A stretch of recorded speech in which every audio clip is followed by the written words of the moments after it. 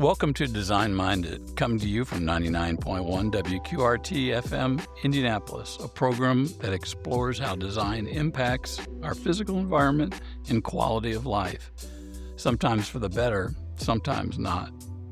I'm your host, Alig, architect and developer with collaborator Steve Mannheimer, an artist and professor emeritus of informatics at Indiana University of Indianapolis. Today we're talking to Phillip Cox and Niall Cronin, two lifelong friends who teamed up to write a book about Indianapolis' own Evans Woollen, a prominent architect whose 6-decade career spanned from the 50s until the 2000s. Credited with introducing architectural modernism to Indianapolis, he easily adapted to the emerging trends throughout his career, making him a leader in local design consciousness. Welcome, gentlemen. Thank you for having us. Thanks for having us here. Yeah, thanks for joining us. So tell us about your early days in Indianapolis and what made you interested in architecture, since you don't have that background, and eventually this project. Like you said, born and raised here. Both Phil and I are. I got to credit my parents for a lot of it, honestly. I have vivid memories of driving around town on Sundays. I know it sounds antiquated at this point, but a Sunday drive, looking at houses, and whether I liked it or not, I was in the back seat doing that. So maybe I was getting annoyed, but there was a slow kind of build that just made me sort of pay attention to things. Was it a station wagon? Minivan usually. Yeah, there's a minivan. Dodge. There's swivel seats in the back. Yeah, Because you would have had Dodge that Grand panoramic view of big exactly. window. Yeah, great views in the back.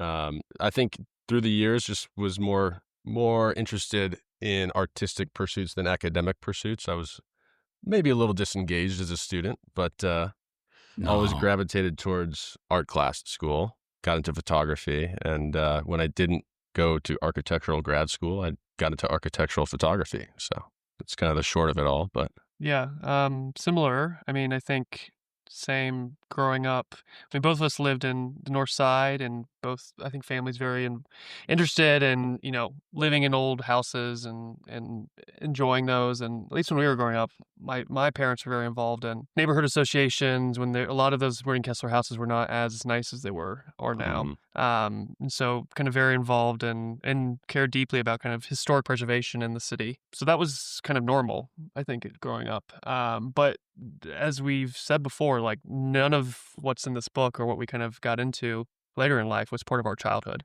or really people talk so much about Columbus, Indiana these days.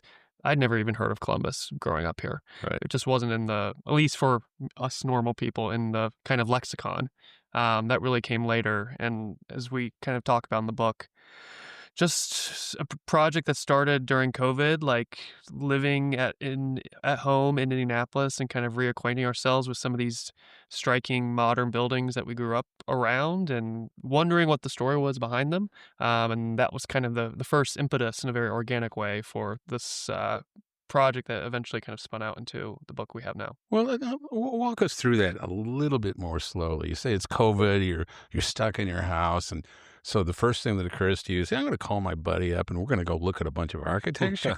Okay, so it started with like a Google Doc. It would start probably with clues, because I lived near Butler's campus and walking around clues. And I realized like Clues is by the same guy, the Federal Building. Then I've happened upon an amazing, which you all may know, there's an amazing article in Indianapolis Monthly that was written about 2010 or so about Woollen. And so I happened upon that online, and I just started amassing stuff in this Google Doc. Again, it wasn't like a book idea. I was just like, this is cool. And told Niall about it just because I knew he liked this stuff, just more as trivia. Sure. Anyway, and then it just really did kind of snowball from there. We just became obsessed. Start to fall down the rabbit hole. Yeah. And then I think once we on a whim made an appointment with Indiana Historical Society, which is where Woollen's archive is. That was before we even thought it would be a book or anything. We were just, again, kind of curious as just personal armchair historians. And then I was like, oh, there's a lot here. We did not wake up one day thinking we were going to do something like this. It was just all really our personal obsession, because we wanted to know more and felt like there wasn't any resource out there that told a full story. Well, most books about architects that I'm familiar with, it's a monograph of photographs from A to Z. It's, a span of a lifetime. I'm glad you didn't try and do that. But you chose 12 projects out of over 100 that would probably be worthy of a book. How did you choose these 12? What was that all about?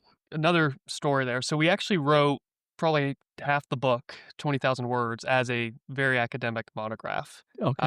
That was the original idea. And we brought it to our publisher and we were like, oh, this is great. Like, this is, we're really proud of this. Let us know what you think. And they're like, this is boring. Yeah. I guess it was less about it's boring, but like we had told them our ambitions for this book to be really accessible and for people like us, non-credentialed historians or whatever, to pick it up and get excited and get fascinated like we did. And they're like, it's dense. Like, wouldn't it be great if you could kind of jump to your favorite building or have a little bit more bite-sized pieces? So it was their idea to do 10 kind of mini chapters, one for different buildings. There was a lot of trial and error to figure out which buildings we wanted to do. I mean, speaking for the photography specifically, we would take these research trips all around the state, a lot in Indianapolis, but down south in St. Meinrad and New Harmony, all over the place, really. And we were kind of photographing everything. We were trying to catalog everything. Just anytime we were close by, I would stop by and take some pictures and then think about the sequence and order and what actually works for the story later. Now we have this huge, hard drive with some backups and of things that are not in the book. But it was just sort of, we kind of whittled it down as we were finding the narrative. It's more of a social history, a history of the city, post-war era in Indianapolis. We wanted to keep things broad because, like you're talking about, a typical architecture monograph, Woollen didn't have that in his time. Tell us what you mean when you say a typical monograph. Like Lee's mentioning, it's a collection of projects that it's like a CV in a way, right? It shows pictures of certain buildings through certain periods of the existence of a firm, has some words maybe describing the program and descriptions of the project, drawings, all that kind of stuff, just as a compendium of work. Like a documentary almost. Right. Documentary, And encyclopedia. the pictures are all taken on Sunday mornings, so there's no people around Yeah. or cars. I mean, they're very... Very austere. by intent. Right. Which can be very beautiful, certainly, but that was not our tact, I think, with this. No, I appreciate that. Yeah. I like to see. Sure. Well, the cars, usually, they help date the Right. project, too. Yeah. That's kind of nice. So you chose 12. My observation is practically every one is a different program. So you have one house, one hotel, one office building, on down the line. And that's effective, although we're dealing with sort of a cross of many years and many trends. So it'd be interesting, to go back and see how a project might have been approached a different year. Mm-hmm. Evans confesses himself, I believe, that, even the New Harmony Inn was originally conceived of to be more of a mid-'60s kind of semi-brutalist sort of looking building. And then, of course, it ends up being a Charles Moore building. Yeah. Which means what to our audience? Well, postmodern. I think the big postmodernists in the 80s were Robert Venturi and Charles Moore. Right. And some of Evans' work broadcasts that. Yeah, leans that way for sure. But you make a good point, and there was as Niall said, cycled through so many different permutations of how to tell the story. There was one permutation where it's like, we have a chapter on houses, and it was like houses over the decades. A to Z, whatever. Yeah, chapter on libraries, whatever. But because Woollen's work was really wide and diverse, that is one thing, but he returned to certain typologies, these kind of big public civic spaces. So a lot of theaters and a lot of libraries and a lot of churches. And I particularly... Schools, yeah. But especially I think on libraries, there's kind of three major libraries he did in the three big chapters of his life, like Marion College Library, the library at St. Mary's, which was in the 80s, and then Central Library, like kind of bookending his career. I don't know. There's just so many ways into the story that we kind of played with because you can see what are the through lines that he kind of always kept constant, but there's a lot more that he kept changing. And it almost, looks like a different architect, basically, who approached these different buildings, different stylistically, of course, but just what was important to him. What was his approach? Well, I think that's really one of the strengths, historically of his career is that he was willing to change. He was a learner till the end. And, it's interesting. I think you brought it up, but, one of his last presentations at Ball State called Learning from the Practice, Mm-hmm. he listed his 9 truths, which was kind of a confessional kind of thing. Right. It was very unusual to me, but... what were those truths?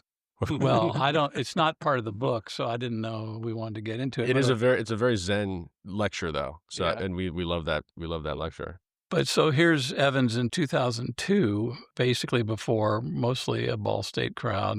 And he just says, here are the 9 truths. I've thought about this a long time. I've decided this is what's important. Mm-hmm. And, so he says, it's really not the building that you design. It's the space between them.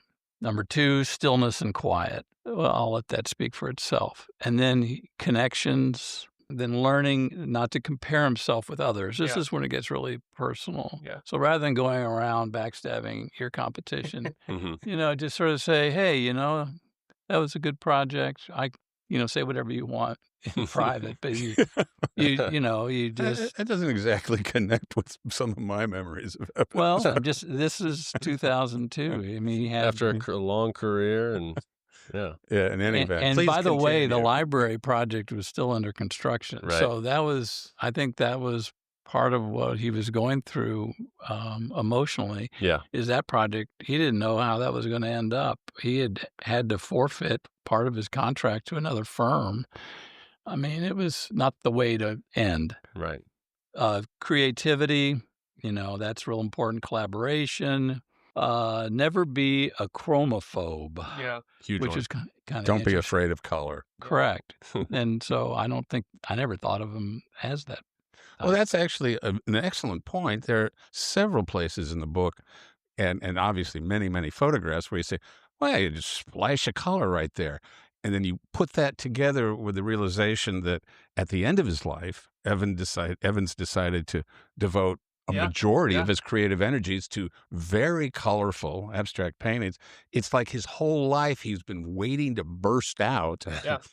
Yeah, I mean, that was a huge... There was a couple, big, into our minds, findings from the book. And the engagement with murals and painting and super graphics, not just his artistic practice, but as an architectural move, basically, was a huge one. So I think it definitely started with St. Thomas. And we interviewed the architect, one of his people who worked for him, who designed that, massive 30-foot cross, actually inspired by Venturi, who had come to Yale and had presented his work on super graphics. And that was kind of the spark. But then, graphics in a ton of projects that we weren't even aware of, A.J. Thatcher Community Center, Children's Museum, and then one of the biggest was the Federal Building. Obviously, the Glazer mural was huge, but there was also super graphics inside the building. Now, explain what the Glazer mural is, just Sure. again for people who may not immediately get it. So the Federal Building, Minton Cape, our Federal Building, is a massive, brutalist kind of office block downtown in the heart of the city, and wrapped around kind of its first floor on the exterior is a very long, uninterrupted mural that's just basically one continuous rainbow. I think it's 30 or so colors just blending one into the next. Designed by Milton Glaser, one of the most famous graphic designers in history. He designed the I Love New York logo. He designed that after he did Color Fuse. This is the mural. So he wasn't as famous as he is today. The interplay between, as you were saying, color, paint, and the hard surfaces of architecture was big to him. Paint is maybe the first thing to go when these buildings change. So there was a lot that we discovered that was really exciting to see in some of these old photos. One of the last truths was don't try to control the outcome. And I think that's a lesson from the library project, not so much the construction, but the planning of it. What do you think that means? Because if somebody says, oh, you're the architect, you're designing the whole thing, don't try to control the outcome. It seems counterintuitive. So it obviously meant something else. What do you think that was? Well, there were forces at work that were contrary to his design program. And he thought everything was settled, proved it was. But these forces arose. Political, economic forces, exactly. important people. And he put his foot down and made a big stink about it, and editorials in the paper and all kinds of stuff. And then he just decided, you know what? I can control it. Life's too short. I'm just going to go with it.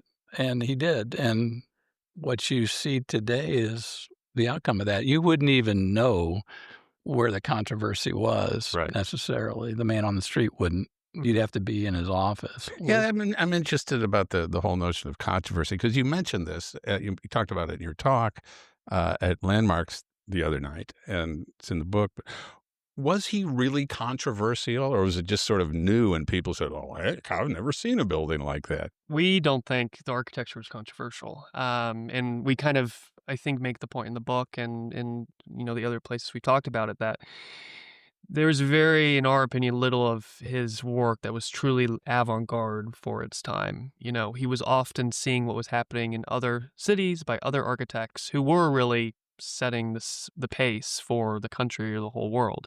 And he was thinking, okay, how can I do something like that in Indianapolis?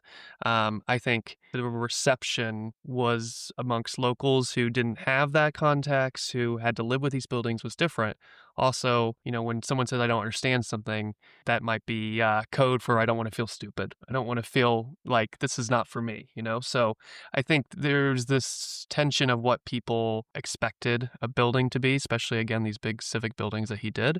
I don't think Indianapolis has a reputation for kind of daring architecture in the way that many other cities. So there was a little bit of shock of this is the first time that many people were seeing some of this work. We showed it in the research with clues in particular of people just being shocked about the use of concrete and immediately wanting to paint it or tear it up. So, I think controversial masks a lot of other feelings about like what these buildings, the role they played in people's lives.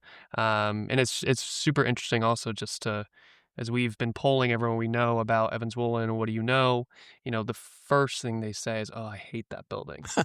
Even if they've never been inside, even if they don't even know what goes on there. Which building do they hate? Oh, the Capehart building. Nope, Usually, that's yeah, the Federal big building, or I would say Barton Tower Oh. downtown, a large public housing tower on Mass Ave. Those are probably the two most. But yeah, I think there's a whole psychological case study for sure about the reception to his buildings and what it says about us as Midwesterners and Hoosiers and all that good stuff. Well, so his final truth was to enhance the universe. In other words, after it's all said and done, Far out. Far out. just leave it in better shape than you found it, right? Anyway, I had never seen a list by any architect like this, and I appreciated him making the effort to do it. Now, we were talking about Evans when he came to town and his reception and, how, these projects came to be. And, he was an Ivy Leaguer. Let's face it. He was different than everybody else. He got to go to Yale, the only accredited school in the state of Indiana back then. Well, there weren't any. I think you could go to Notre Dame, but I don't think it was even accredited. You had to go to Illinois, Cincinnati. We're talking about architecture school. So Ball State wasn't accredited as an architecture program until 1967. So, he was an anomaly, in that crowd. A lot of people had permits to practice. It was all based on the amount of hours they'd put in at a firm, and then they'd get like a certificate to do this. So it was very different then. So he had that edge. He was connected. Third generation, prominent family, and a lot of connections that probably made a difference in the early days.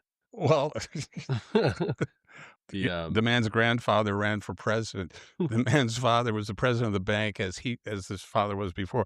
He was connected. He was incredibly well connected. Yeah. I think he spent some time going to high school in town, but then went up to Hotchkiss for high school and then went to Yale and moved to Connecticut working for Phillip Johnson for a little bit. So he was gone for a while a lot of things were happening still. The city was growing, changing, and then decides to come back for a number of reasons, most notably starting a family, falling in love. And the story is supposedly that his wife said, I'm moving to Indianapolis. Right. If we want to get married, you're going to have to come with me because I'm not staying on. Is that true, you think? So he kind of told various versions of the story in public appearances in the press.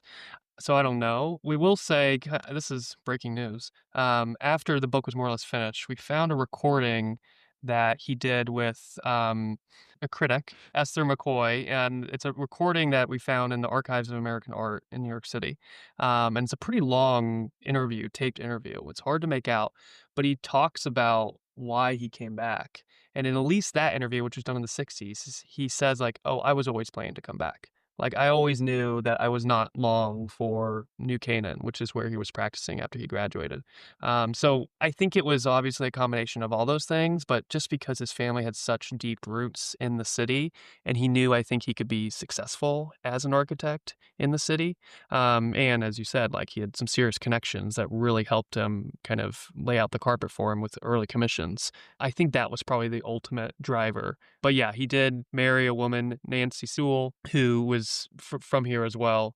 And they moved in 55 and he started his firm that same summer, and it was kind of happily ever after after that. Well, I think you're right. That it was a well thought through decision. I'm going to be incredibly well connected. The woman I love wants to live here. I could walk into any country club in town and they'll serve me a Manhattan, as it were. Yeah.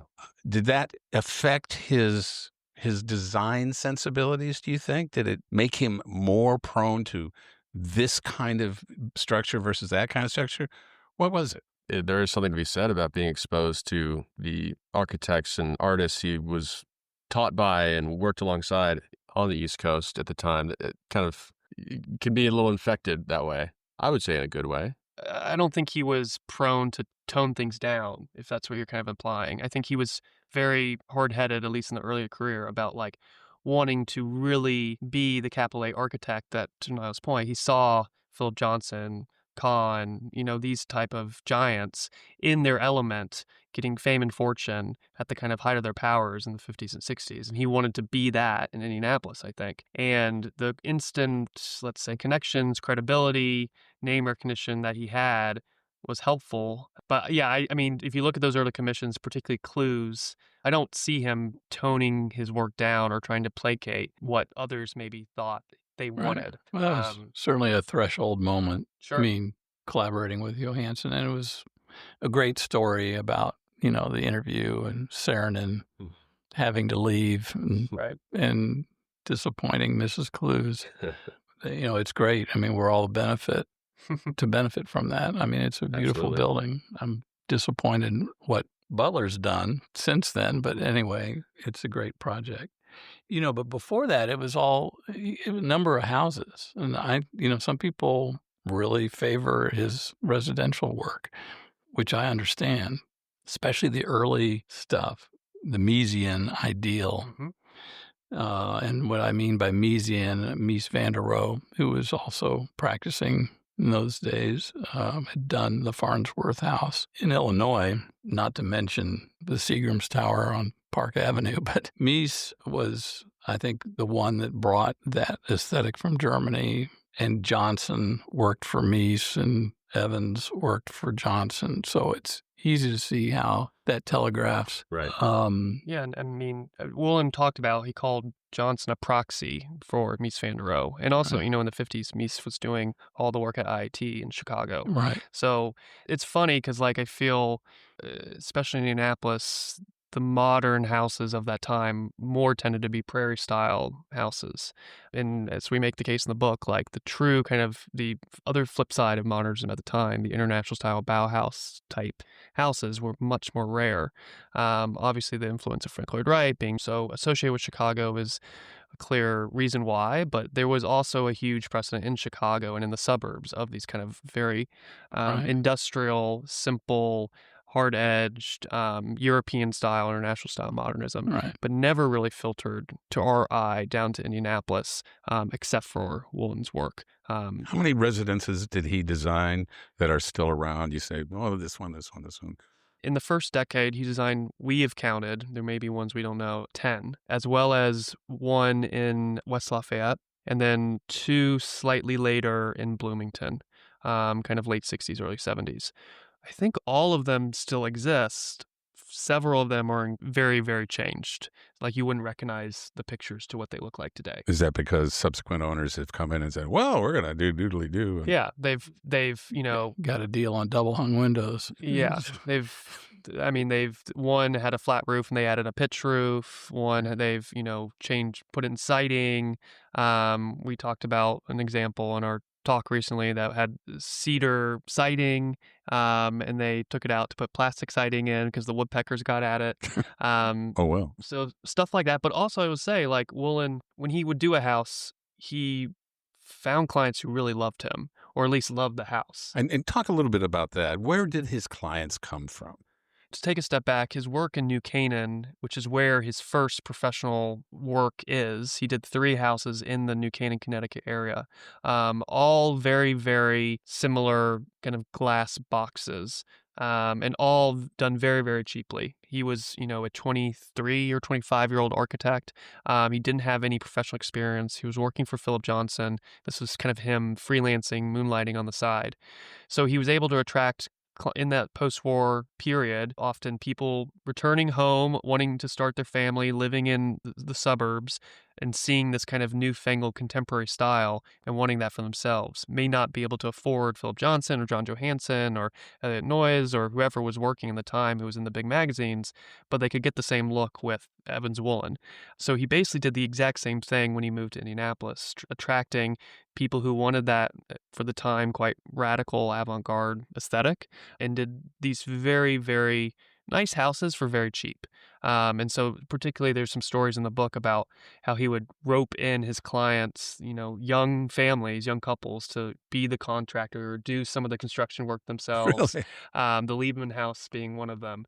Jordan and Joan did some of that work themselves? Jordan was the general contractor. No kidding. Yeah, we interviewed Joan Liebman for the book, and so she gave us some great stories. The original owner of the Roundhouse. I will say also, those homeowners who we got to talk to said, he was strong-willed. It was his house that he was designing. It wasn't us telling him what to do. He would tell us what we would live in. But that's kind of what they signed up for, I think. And they were devoted to their houses. Many of them stayed in their houses for decades and then would subsequently hire Woollen to do additions later. So there's several houses that have been expanded and maybe have, the purity has kind of been lost because that single volume, that single box now has 2 or 3 on the side. But Woollen did those, he built in 55, then maybe he expanded in 70, and then another time in the 90s. So there's kind of a nice continuity with some of these, but it's a real grab bag. And again, we hope the book kind of just brings more knowledge to all the different houses and the full catalog, as it were, rather than just the greatest hits. Do you have personal favorites? I love my children equally. I get it. But that one, that one just sings to me for one reason or another. I love the Central Library, and just being probably the nicest civic space, in my opinion. Public space you can access without going through a security checkpoint. It's right downtown, overlooking the American Legion Mall. You see the skyline. You also see the Minton Capehart Federal Building down the street, and you see Barton Tower on the distance. But I think something that's really interesting about it is partly because of the sort of legal fracas that came out of that project. It was never submitted to be considered for architectural awards at the time, which was and still is a very important tool for marketing, to get the word out about your firm, to get more work, basically, and just to let people know what type of stuff you're doing. And because that was never submitted for awards, it was never in any publications. But he had pretty much decided to retire at that point. I shouldn't say he didn't care, but I think he didn't care. Sure. But I think the firm definitely cared, Right. So as we make the case in the book, we've always found it astounding how well known, obviously, the building is in Indianapolis. But of the big, large libraries that were built in the late 90s and 2000s, it's one that's very much overlooked. And to Niall's point, I think it's because of the controversy, in a different sense, that kind of unfolded around the opening. Right. Well, do you have a favorite, Steve? Well, I love everybody equally. I like the Minton Capehart building because of something that Evans has said in print and in public, and explained to me one time years and years ago, that he had a sense of the possibility that Legion Mall would have this wall around it that created this, this glowing central space for the city to have its identity in this space, the rectangle that sort of sits on top of the circle, so to speak, and that he had this very kind of grand sense that this was possible, that the city would have this identity. People would just walk through it or drive through it and say, here is the heart of the city. And the sense of experiencing that space was, I think, very much in his mind when he designed that solid wall. And I think when you look at the Central Library, which appears to be sort of a silver cape, as it were, placed in back of the Paul Cray, it's another kind of bringing inward of that central space. Well, I go on and on and on, but what do you guys think? Totally agree. I think also echo Niall. I think Central Library is one of my favorites too. Also, just because of the sense of light and airiness in the space, and I think that was another one of his sort of fortes. And I would say my favorite project is St. Thomas Aquinas Church, which is a small, very seemingly modest church on the north side of Indianapolis. And it looks, I mean, it's been changed on the outside, but the original structure was this very austere, foreboding, kind of almost bunker-like structure. No visible windows. It did not look like a church, not a welcoming place. But you would go in, and just this huge soaring sanctuary with kind of light being thrown from these sort of hidden windows tucked in the seams of the building. And it's just a special place, and it makes you realize what can be done with a palette of cinder block and steel and wooden decking roofing.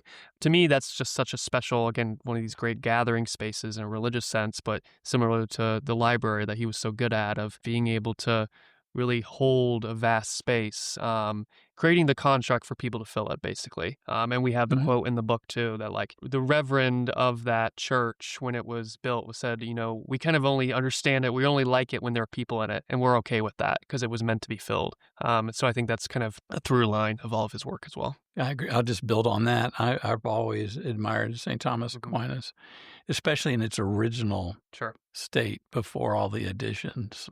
It's lost something a little bit, but the sanctuary itself, when looked at in the original photography, it's very bold and very striking. He used brick to sort of work with the residential neighborhood. He was already, doing this contextualism thing. Even though this is 1969, this is like his toe in the water. And he lived in the neighborhood. He lived in Kurt Vonnegut's old house just up the street. So this was kind of his doorstep. Yeah. So he had to do it right. I went to a wedding there in the 80s, and it still wasn't air conditioned. They had fans mounted. You can still see, I think, the bolt holes in the wall where all these big fans used to be mounted.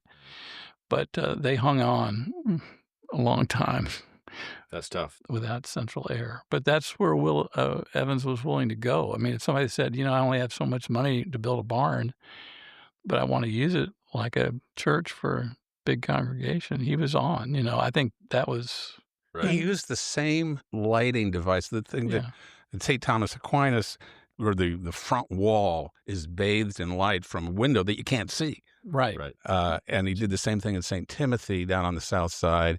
He also, for that matter, did the same thing in Marion College Library, which I always took to be a kind of a spiritual aspiration. And I don't know much about Evans' spiritual inclinations or how religious a guy he may have been or not, as the case may be. Did you discover anything like that? Yeah. And it's funny you bring it up. Actually, surprisingly, been asked that several times. He did so many churches, and what did he believe? So he was religious, as far as we know. He was a parishioner of the Episcopal Church right on the Circle, Christ Church. Actually did a renovation and expansion to that building. He and also his wife was very religious. So he was definitely a churchgoer, Episcopalian. And then later in his life, he also got very into Eastern religion. And that became very much part of his artistic practice, personal practice. But I think more than that, he saw what could happen in architecture as sort of a spiritual possibility, spiritual experience. It didn't have to be a church. It could be a library. It could be a theater or whatever. So definitely this sense of kind of, again, creating the conditions for something magical to happen and something that felt a little bit mysterious and you can't quite figure it out. Another great example is St. Meinrad, the monastery in southern Indiana. We have some of Niall's amazing pictures in the book. The cafeteria, as it were, that the monks eat in is a circular structure with this conical roof. but it has light wells around the rim of the building that you can't quite tell where the light is coming from, but it almost seems like the roof is levitating. So what a fantastic place to have your, lunch. But he was good at kind of imbuing even just these more rudimentary spaces with something special. And again, another big gathering space that he was so good at. So yeah, there is definitely, that is another through line, whether it's churches or anything else, about this kind of celestialness, I think, and this kind of sense of magic he was always searching for in his architecture. So the title of the book, What a Building Does, what does that mean to you? The title is an interesting story. It changed several times. It ultimately comes from a quote from a kind of manifesto-like essay he wrote in the 80s, and then we found reference to the same sentence over and over again in some of his interviews of that time. He said, "A building is what it does. A building is what it does." He would just repeat this. And to us, we kind of liked it and then played with it to come up with the title, because the prevailing perception about Woollen is like, oh, he makes ugly buildings. It's all about how they look, how they function, stylistically. But again, all quotes from him and all kind of his writing and his speaking was so focused less on the aesthetics and more about the larger function of the building in the neighborhood where it was, in the kind of daily lives of the people who used it. And so it was, I don't think pragmatism was the right word in terms of like how high performing was the building, but more about what was the meaning for the building beyond just like its adherence to the style of the day, but more about how do people use it, how does it improve their lives, how does it improve the sense of belonging and community and connection, to go back to your 9 points. How does Truths. yeah, how does it make life better? We wanted to play with some of the existing perceptions or stereotypes of him and try to tell a little bit of a different story. His career did really span through many movements in architecture, which is kind of fascinating in and of itself. As an architect, I couldn't say my life as an architect spanned nearly as many. Certainly where he ended up with situational design, or what we're calling contextualism, was going strong up until now, still is. I mean, I don't really know what's next unless you really look at the deconstructive stuff and some of that, but that's so avant-garde. I mean, you've got to hire Rem Koolhaas to do that. But, the Misesian ideal, to be educated in that, and then to segue into brutalism. What does brutalism mean to you? You go back to the history of what we now know as brutalism. It started in Europe, and particularly, in the UK, these architects called the Smithsons, doing buildings that you and I would not identify as brutalists, but they were very simple. They looked like international style buildings, but they had exposed materials, and there was no kind of secrets. What happened on the inside was always what was on the outside. And so then there was this guy who, if you know architecture, will know him, Rainer Banham, who was a theorist and a very, great writer. He wrote a book called The New Brutalism in 1955. That was the first definition of brutalism, and he gives 3 points of what is brutalism. Don't remember them exactly, but one was the interior program has to match the exterior. That was one. Second is the value of found materials. So you're not painting walls, you're not, sheathing things in artifice, kind of what it was. And the third was what he called the memorability of the image. So again, it had kind of like an immediate directness that when you looked at the building, you could immediately understand it. So that was like the original permutation or formulation of brutalism. Once Corbusier got a hold of it and others, and particularly when it came into the U.S., it became so associated with concrete. And the point we make in the book is there's really 2 buildings that are most associated with brutalism's arrival from Europe and the UK to America, and that's Paul Rudolph's an architecture building at Yale, this massive concrete building. It's called corduroy concrete because it was so rigid and had these such visible striations and pockmarks. And then another building at Harvard by Corbusier called the Carpenter Center. Both of those were started around 1959 and completed in 1963. Incidentally, those are the exact same years that Cluse was designed and built. Far less known than these 2 other kind of signal examples of brutalism. Clearly corresponds to Rainer Banham's 3 points about what is brutalism as well. So to us, it's less about any specific material like concrete, but more about this kind of raw sense of materiality, whatever the material was, and the presentation of the program, the inside and the outside have to be the same. Clues does that beautifully. The crenellations and the kind of massing and geometry of the outside is exactly what you'll find in the inside in the way that the lobby is wrapped around the theater. So to us, it's a classic brutalist building that really is less known than it should be. The other thing just to say also is John Johansson went on to a pretty fabulous brutalist career after Clues Memorial Hall. So he's very much also associated with the movement. And Clues, again, is kind of a pivotal moment in his career as well as he transitions away from the Miesian glass box to this more brutish, raw, concrete form, more or less. And I think that's great what you just said. And I hope that it helps people who think, oh, I don't want brutalism. It's like nobody wants to get punched in the nose. So it's not that. It's a coincidence that word has another meaning. Thank you for explaining that. And just adding on to that, through the years, through the decades, that word brutalism gets tossed around. It becomes a buzzword, right? If you don't like it, it's made of concrete. Oh, that's brutal. Yeah. The style itself is certainly misunderstood.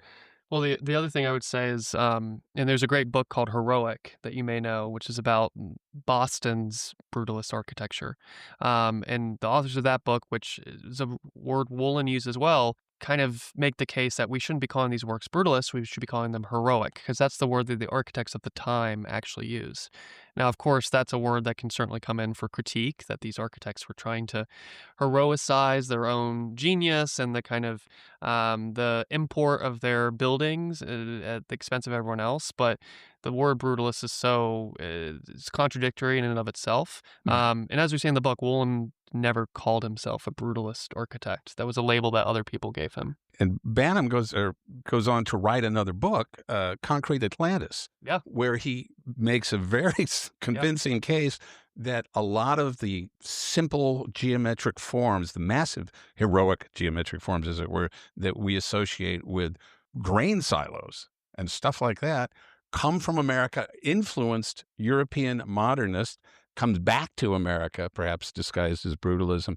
You could rewrite the whole history of 20th century architecture if you wanted to, and maybe it needs it. What do you guys, do you want to do another book? Is there, this got so inspired and you met so many people, you say, next time we're going to write about. We love talking about this book. So we feel like we're just getting started. We're on our book tour. We're on our book tour. Yes, I don't ask about the next one. I'm sorry. Thanks for stopping by. Yeah. No, but I will say, we wrote this book less because we wanted to write a book, but more about, we wish this book existed. We wanted to write it really for ourselves, and we're excited that other people know it.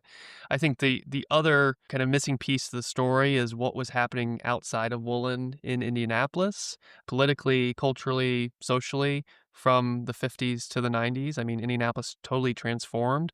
It has its own unique history of urban renewal that is some ways very similar to what happened in other cities, other ways very different. And to us, that's a story that really hasn't been fully told, even though we live with the ramifications of it every day in kind of modern Indianapolis. Did you come across the name Edward Pierre? We did. Yeah, absolutely. So it's an excellent point. Maybe they should do Edward Pierre. Right. Well, his granddaughter, Lisa Hendrickson, is working on it. Maybe you should talk to her. Yeah, she was at the talk. You did get to see her? Oh, that's good. Yeah, I mean, could be just a parade of the architects who made Indianapolis, but I think also it's a little bit of a bigger story in terms of just the remaking of Indianapolis identity, trying to change who the city was, what it was known for, so you can get into the sports strategy, and then how was that manifest in the design of stadiums, White River State Park, IUPUI. There's these kind of series of moments through politicians, developers, architects, obviously. And again, linking that, as we try to do in this book, linking that to today. How did the decisions that happened in 1964 impact the same block in 2025 that's still being kind of reimagined? So yeah, there's a lot more, we think. There's a lot more stories. There is a lot more. But Edward Pierre is worth looking into. He was actually a consultant to Saarinen, for the first Christian church down in Columbus. I mean, that's, everybody talks about Saarinen. I mean, even Woollen competed with him. But here he was working with Edward Pierre. Yep. Edward Pierre never really got the limelight. He was He got the front page of the Indianapolis Star a few times. But that was for he did a lot of planning. He liked to do. And the managing editor of the Star thought that Pierre's notion of civic planning, he had these grand visions that before the Circus Center Mall and all that kind of stuff. There was as I'm sure you're aware, Lee, and maybe you guys are as well, the 1958 Central Business District Plan. In the book, Mm-hmm. Well, tell us about how you think Evans, was he part of that? He's super interested, and he definitely served on some committees and was kind of, a volunteer architect. So this was done by the Department of Metropolitan Development, or whatever it was called at that point, led by a guy named Calvin Hamilton. Mm-hmm.